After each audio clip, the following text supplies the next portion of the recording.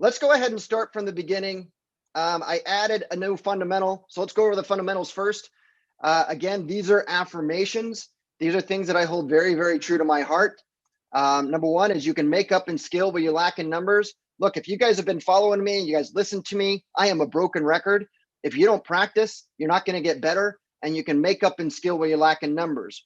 Meaning, a lot of people think that you just have to grind harder. If you want to do more business, if you want to close more deals, work more hours, work more weekends, work more nights, work more holidays. That's one way that you can do more business. But what you'll find is that when you get better, when you focus on your skill set, you don't have to work so dang hard. I don't know about you guys, but I've never met any real estate agent that got into this business to be broke, or got into this business wanting to work 24/7. I've never met them. They do. The majority of real estate agents do, but those are the ones who don't focus really on their skill set. So you can make up in skill where you lack in numbers. Number two is the person who asks the questions controls the conversation. The person who asks the questions controls the conversation. If you're not asking questions, you're not in control of the conversation. That's just another thing. Is if you're ever looking around a room and you're wondering who's in charge, you're not it. So kind of goes in the same facet. But the person who asks the questions controls the conversation. You cannot change a person's perception or belief. Only they can. This kind of ties into the person who asks the questions controls the conversation. We talk a lot. As I went through the last several weeks of all the objections that people are asking to work on, and more than half of the objections that I get each and every week, or almost half, but half collectively, is I want to wait until, fill in the blank. I want to wait until COVID. I want to wait until Santa Claus. I want to wait until the Easter Bunny. I want to wait. There's all these things I want to wait. And that's half of the objections that we're getting from across North America. So that's why I go over it so much. I think that's why I'm really good at actually rebuttaling it, because I go over it so much with everyone. It's like I practice it, but then I also practice it because people ask me about it. So very interesting. So you don't have a lead until you know the why and the when. If you're prospecting and you come, first of all, you should only be prospecting on people who, number one, own a home, and number two, live in your area. If they don't meet those two criteria, you shouldn't even be calling on them unless they're buyers, right? Maybe they don't own a home and they want to buy, and they want to buy in your area. So those are the two main criteria of the people you should be calling on. But when you're talking to them, you should be focusing your questioning on why and when. If they say that they're selling their home, and they live in your area, and they're thinking that they might sell in 2 years, not that good of a lead. It's a lead, put it in your database, put it on a follow-up. There was a day that, years ago when I first got into this business, if they weren't looking to sell within the, 60 to 90 days, they went into the trash can. But it took time to realize that you can collect these database people, and as technology advanced, that you can stay in contact with these people, stay in front of them, so that you can nurture them to be your client, so that when they're ready 2 years from now, then you're still calling on them. Plus you could get referrals from them before that time. So, but anyways, you don't have any leads until you know the why and the when. When in doubt, mirror their objection as a question. I don't use this as often because there's really not that many objections that come at me sideways that really I haven't done. I mean, guys, if you really have been following me on this, we really go over the same objections over and over again. They're just framed differently. They're a different angle on the same objection. But when in doubt, mirror their objection as a question, or deliberately mirror their objection as a question and get them to add more information. That's what will happen. Number two, number whatever it is, you'll never get any better without any practice. It's true in life, right? If you're just going to wing it, in real estate, you're just winging your production. If you want to get better at anything, you're going to practice. And I just added one that I say a lot. Everybody makes time for things that are important. Everybody, you, me, the people you're calling. The colder the person you call, the more important the activity that they're doing at the time is than talking to you, right? So when you're answering the phone, you do this, I do this. When you're answering the phone, the first question that you ask yourself is, who is calling me? That's number one. And then number two is, what do they want? So if you get an unidentified number, most of us don't answer it. Look, I call out on real estate agents who use their phone as their primary source of business, and we still get 1 out of 3 people going to voicemail. And I can tell you in Southern California, the median number of transactions that people are closing is 1. Now, I don't call people who close just 1 transaction. You know, we have a floor of at least 4. But if you have somebody that's actually in business with their phone and they're not answering their phone, we have a 33% answer rate, then one would say that people who don't use their phone as their primary source of business probably has a higher percentage. But typically it's about 33%. But when the colder your clientele, the more likely that you're going to either go to voicemail.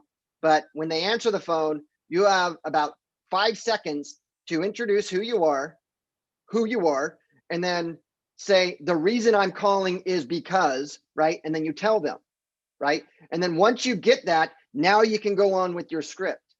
Because otherwise you're just thinking like, why are we talking to you? You know, I have my show on pause. You know, you're paused on a commercial.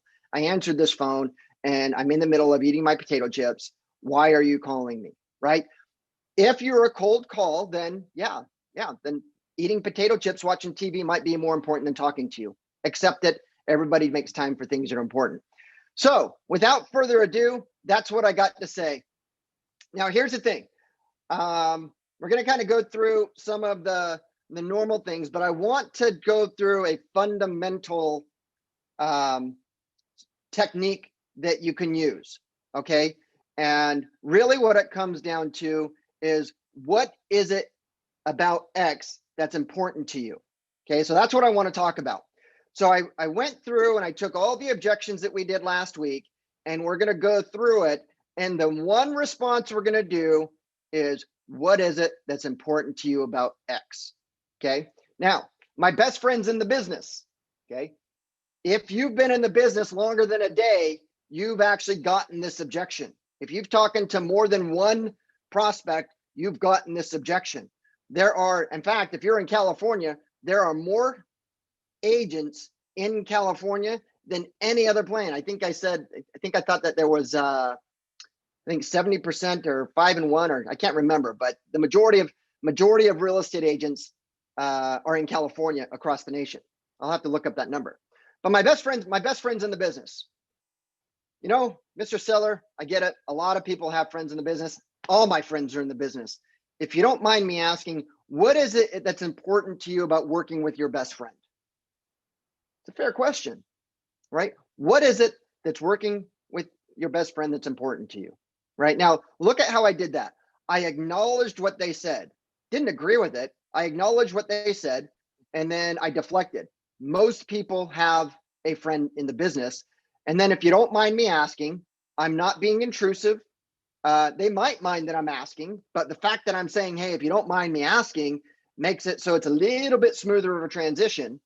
If you don't mind me asking, what is it that's important to you about working with your best friend? Now, they're going to say whatever they're going to say, right? This is you rebuttaling their very first objection. I call it a level 1 objection. Once they answer that, they're going to uncover another objection. That's going to be a level 2 objection.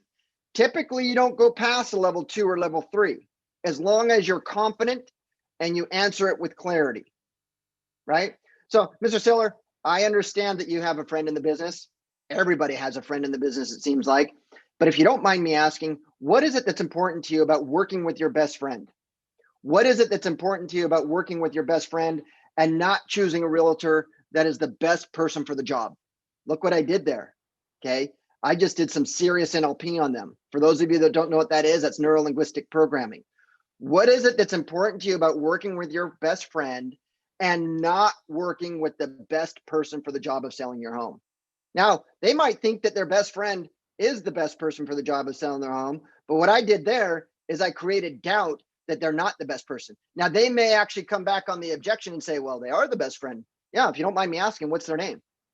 Gosh, you know what? I've been working this area for 20 years. I've sold a lot of houses in this area, and I've never worked with them. Do you know what firm that they work with?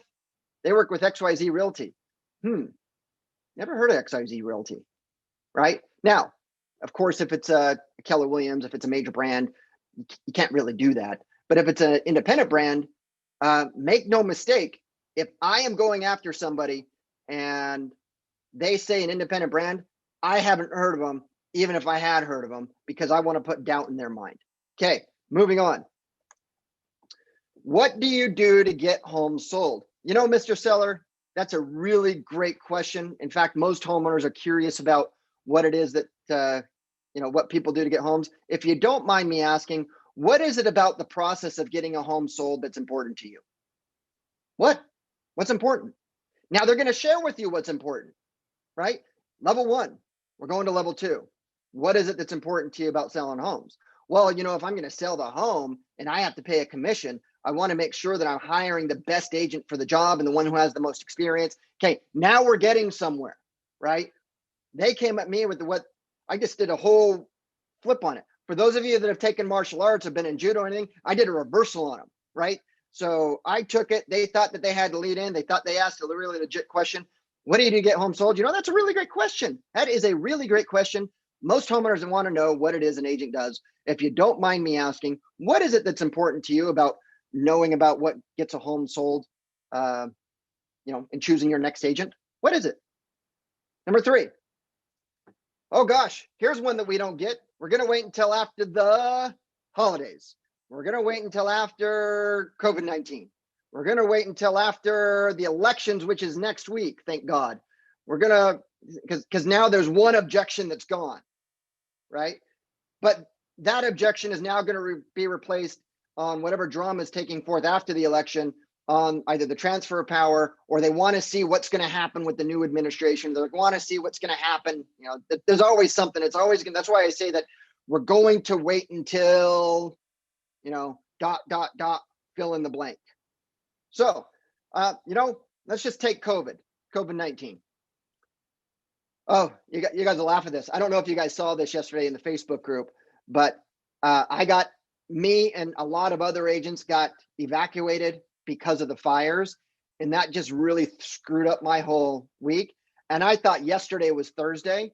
So when I went live on Facebook, and I thought the worst thing could happen, I'm like, I threw a party and nobody showed up. And I'm looking, and then I realized, I'm like, it's Wednesday. So I was 24 hours early to this event yesterday. I was in my hotel room. I was dressed down, which I never dressed down during the work week. This is my kind of superpower uniform. People ask me, why do I always wear a suit and tie? I'm like, well, why does Superman wear a cape? Right? If Superman's not wearing a cape, he's a dorky, mild-mannered reporter. So he's not Superman until he's wearing the cape. So I digress. So we're going to wait until after the holidays. COVID-19, sorry guys. We're going to wait until after COVID-19. You know what, Mr. Seller, Mrs. Seller, I totally understand that. A lot of homeowners are waiting to see what happens with COVID-19. If you don't mind me asking, what is it that's important to you about waiting and seeing until after COVID-19 that's important to you? What is it, right? And they're going to tell you, right? And then you can kind of move from there.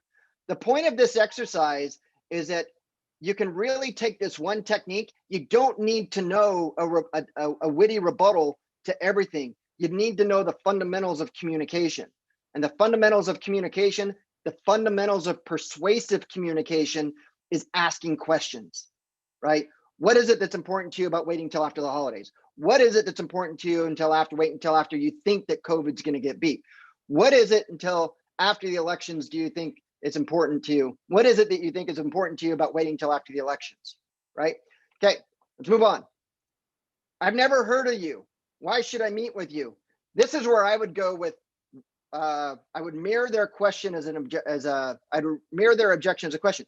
You've never heard of me. Interesting. Mr. and Mrs. Seller, look, there's a lot of real estate agents in this job, so I can understand why you might not have heard of me. If you don't mind me asking, what is it that's important to you about estate agent? Right? Next, silence. The next person who talks loses, right? When you ask a question and you don't give enough silence there to whereas you just ask another question or you start, running at the mouth, you've lost, right?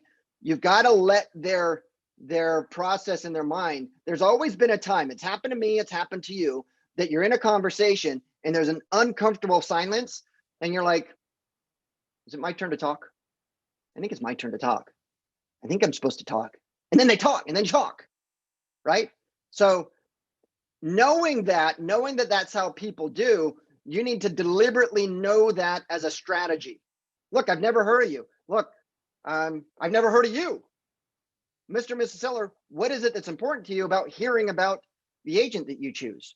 Are you more interested about hearing about the agent, or are you more interested about finding the right agent that sells a lot of homes that knows everything about your area?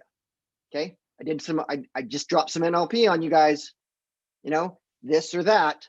What is it important to you? Okay, so moving on. What time are we at? 8:47. I think I might finish on time. Nope. Okay, so here's the thing. I got an objection. I can't really remember what it was, but you know, there are some fires right here. So here's one of the objections. I want to wait until my house is not at risk of being burnt down. You know, that's a legitimate question. That's not a question. That's not an objection. That's a condition, right? When I was driving I take my daughter to school every morning. And when we were getting onto the toll road, like legit on the other side of the toll road, the island, it was like charred earth. Like, and that's only like a 3-minute drive from my house. So that's why we got evacuated, because things were on fire. Tell you what, my house, for those of you that live in Irvine, it smells like a campfire going outside still. So to kind of reiterate, I'm going to kind of go through this one more time. Actually, I got some time for some questions. If you have a question, hold your space bar down, unmute yourself, but please keep the questions directed to what we're talking about today. Let's not talk about the weather. Let's not talk about a listing that you have. Let's talk about what we're talking about for objection handling today. So does anybody have any questions about these objections? Maybe an objection that you're coming up with. What is it that's important to you? What about you, Katya? I see you there. Yeah, so I have a role play, and yes, I would like to know a little bit more about, I don't know anything about you, why should I hire you? We had a role play where one of my partners said, well, but I'm going to bring you a cash offer. Why would you refuse me a cash offer? And I'm thinking, well, I don't really care. I still don't know you. So the agent said that they want to bring it. Why would you not want to look at a cash offer? Correct. And and I said, I understand a cash offer is good. I said, but that is just another offer. You need to bring it. I said, thank you. But anyway, I thought it was so you were the seller. You were the seller yes. in that scenario? Yes. Yes. Okay. And then they rebutted you saying, hey, if I have a cash offer, why would you not look at it? Correct. Okay. So here's what a lot of agents do, right? They talk, right? If you had a cash offer, yeah, absolutely. I'd want to entertain it. Who's the cash offer, right? Did that cash offer, do you have a cash offer now, or are you talking about somebody who might want to look at the property and have a cash offer? Now, you know that I know that you know is that most agents are going to use kind of a bait and switch technique. I don't do those games. I don't play those games. I don't think that was a good hook point. I didn't like it, because I wanted to get to know you so that I can trust and use you as a professional. So and with the seller actually saying that, right? If the agent saying that, hey, if I had a cash buyer, why wouldn't you do that? You know, that opens up. If I was the seller, I'm like, well, do you have a cash offer? Well, I have to see the home. Oh, so you're saying that you have a cash offer that you haven't even seen the home? No, I haven't even seen the home. So you don't have a cash offer. You have a maybe offer, right? So, you know, so let's talk about this. This is likely a scenario for an expired listing or for sell by owner. You don't say that around just listed or solds. And we have 3 traditional activities that people do as salespeople. They prospect, they set telephone prospect, they door knock, and they do open houses. 2 of those 3 are pretty much not even happening right now. So everyone's falling into telephone prospecting. And I can tell you, every real estate agent that actually has a pulse has a strategy that if they're going to do telephone prospecting, They're going after expireds. They're going after for sale by owner. That's just what they do, right? The highest level of competition. So them saying that is no different than other ones selling it. It's nothing magical. So that's probably not something that seller has already gotten before.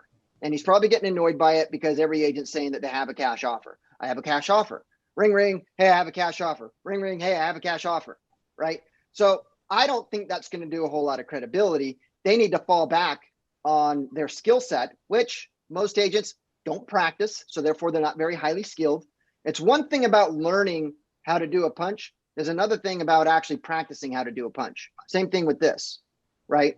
So really what it is, what was your objection that you gave him? So now I will take your advice, and instead, with the cash offer, I'll turn him down, but I will take your advice and I will mimic his question. So whenever he asks me a question, I will just answer it back and see if I can turn the role play around. So what was the objection that you gave first though? So I said to him, that's what I said to him. I said, yes, I said, but what kind of an offer is a cash offer? Before that, what was the objection? Before they did the rebuttal, what was the objection? We were pretending for sale by owner and expire. So that's how the role play. And so here's the thing with for sale by owner and expires, right? You can't do what everybody else is doing. We know what everybody else is doing. Right? Everybody is going to do the least amount of work to get the most amount of effort, right? Everybody has to do this. The main objective from what I recommend to people and what I coach and teach, and you've heard this, is your major focus is to differentiate yourself from everyone else. And the line of questioning needs to be, how can you get in front of this person? How can you preview the property? Because while everybody's calling them on the phone, nobody is trying, well, not nobody, the large majority of them are not trying to get into the preview of the property. The key thing is getting that face-to-face communication, right? So instead of saying I have a cash buyer, saying that I have a cash buyer, it would be better saying, hey, you know what? I work with a lot of buyers in this area. I specialize in this area. I live in this area. I've seen every home in this area. I have not seen your home. It's not on the market anymore. If you don't mind, I'd like to see if I could schedule a time just to come preview it real quick. To see, so I know it, to see if it matches the criteria of some of the buyers that I'm working with. Would that be okay with you? And the other question, I was taking a tutorial from Nick Bolden yesterday, and the other question that I thought he had a good point that you could ask is, how fast you have to go, where you need to go, and do you have a place? Because the for sale by owner, you're thinking, do you already have a place?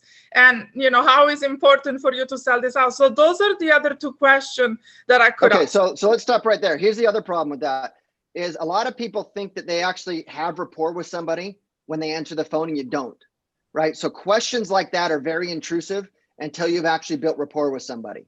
And that's why I'm very heavy on saying, look, when you first reach out to somebody, you need to first identify who you are and what you're calling for. Because until you get past that, you're a stranger. And you have to get through that first reflex no, right? Of course, they're not going to be interested. They're getting called by everybody else, right? So you can't just roll into questions like that until you have a certain level of rapport. And the way that you know how you have rapport is your spidey sense. If you feel comfortable talking to them, they feel comfortable talking to you. And if you don't have that connection with them yet, don't ask those questions. Okay, right? Thank you. But here's the thing. Don't try and get those questions on the phone right now. We have 3 times, that's a competitive space anyways. And right now it's 3 times as competitive as what it normally is. The focus should be trying to get in front of them and then ask those questions in person. Okay, thank you. Right? Okay.